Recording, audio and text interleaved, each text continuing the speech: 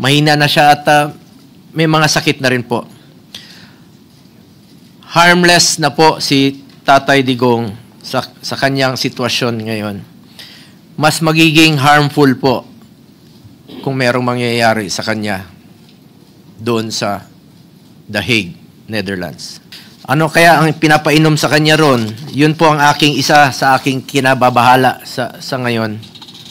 Interpellation ba sa'yo? Si magmamanifest nito si Senator Bong. I can recognize you after.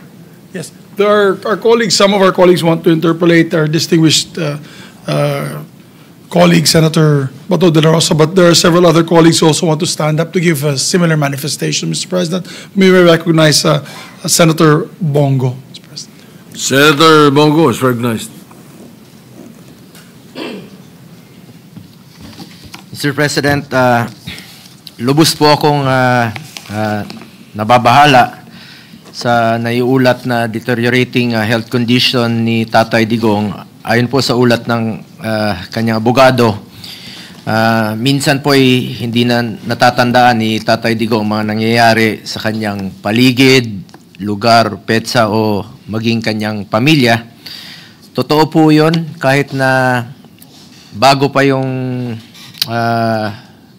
kanyang pagkahuli o surrender sa kanya ng gobyerno, ay meron na talagang mga bagay-bagay na hindi na po niya maalala. Mas naalala niya po yung mga old memories dahil na po yan sa kanyang edad. At naalala ko rin po nung bago siya dinala sa The Hague, nagpadala kami ng mga medisina sa kanya, hindi na po tinanggap doon at 2 beses po kami nagpadala sa kanya, sa kanyang mga kaibigan, ay hindi na rin po tinanggap. Ibig sabihin, sila na po ang gumagamot kay Tatay Digong at hindi na ho natin alam kung paano siya ginagamot doon. At ang kanyang mismo doktor dito ay hindi pa po nakakapunta doon. Yung doktor niya for 20 years dito sa Pilipinas ay hindi pa po nabibigyan ng pagkakataon na masuri siya o makita man lang. Ibig sabihin nito, ang talagang tumitingin sa kanya at nag-aasikaso ay hindi natin alam kung sino po. Mr. President, ako po'y lubos rin pong nababahala sa isinagawang welfare check ng mga personnel ng embahada sa the Netherlands kay dating Pangulong Duterte. This action, whether lacking transparency and coordination with the immediate family members or for whatever reason, may undermine the integrity of our diplomatic services. As former President, nung naging presidente po siya, he consistently championed the welfare and safety of our overseas Filipinos, such as the immediate repatriation of Filipinos in distress. Talagang tinututukan niya po ito.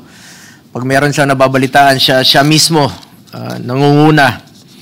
At ito pong mga provision of legal aid sa mga OFWs, reintegration support, at pag may inaapi po mga OFWs, siya talaga mismo nangunguna at nagdidesisyon na i-ban po yung pagpapadala doon dahil ayaw niya pong nasasaktan ang ating mga kababayang Pilipino. Ang hirap pong mapalayo sa pamilya, hindi po nababayaran ang lungkot ng ating mga OFWs.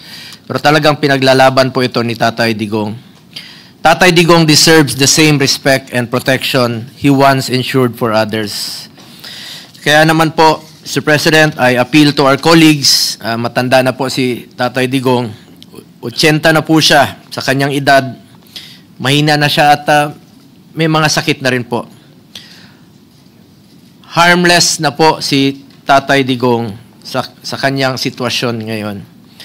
Mas magiging harmful po kung merong mangyayari sa kanya doon sa The Hague, Netherlands. Ako po'y sobrang nalulungkot at naawa sa sitwasyon ng taong dating naging ama po ng ating bansa na minsan ay nanilbihan sa lahat ng mga Pilipino ng buong puso at may katapatan. Ito bang ating isusukli sa taong nagmahal sa atin ng buong puso?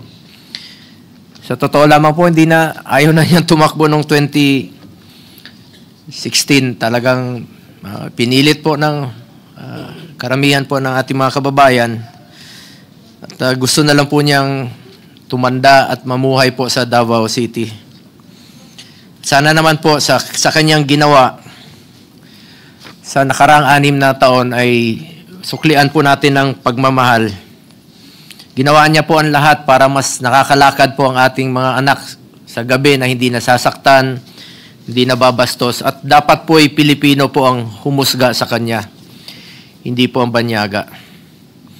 Kaya patuloy po ang aking dasal para sa kanyang maayos na kalusugan at kaligtasan, lalo na po sa kasalukuyang kalagayan niya na dala po ng kanyang edad. Remember, he is 80 years old na po. Marami na po siyang karamdaman. Sa maalala ko, ako mismo nagpapadala ng kanyang gamot. At nung pagkatapos ng kanyang termino, patuloy po akong mismo sinasamahan ko siya.